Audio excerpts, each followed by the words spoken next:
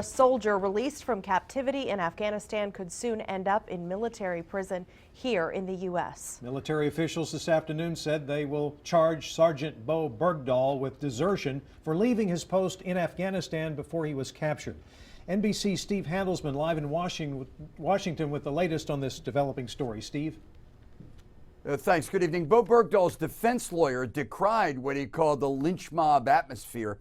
He says that there's a rush to judgment in this case. But a lawmaker here on Capitol Hill said these charges now against Bergdahl again raise questions about President Obama's decision last spring to trade Bergdahl for 5 Taliban prisoners. More questions asked since Bergdahl now faces life in prison.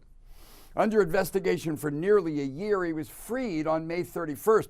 Bergdahl's charged with misbehavior before the enemy, which means either running away and or casting away one's weapons. And charge number 2 is desertion. That's what many of Bergdahl's fellow soldiers accused him of after he disappeared from their base in Afghanistan in 2009, leaving behind his rifle. Of course, a massive search for Bergdahl immediately ensued. During that search, a number of the searchers, U.S. service members, were killed in action. Deaths that some fellow soldiers to this day blame on Bergdahl.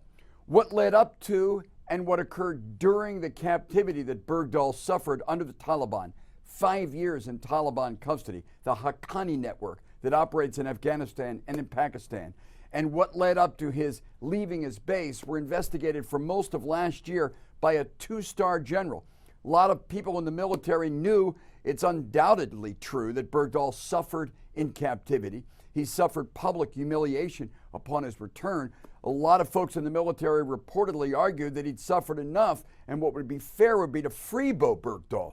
But that is not the Army decision that was made ultimately by a 4-star general. So now Bowe Bergdahl, who is still on active duty and not in pretrial custody in Texas, now faces the military equivalent of a grand jury proceeding. They'll look at these 2 charges. They'll decide which, if any of the 2, will go forward.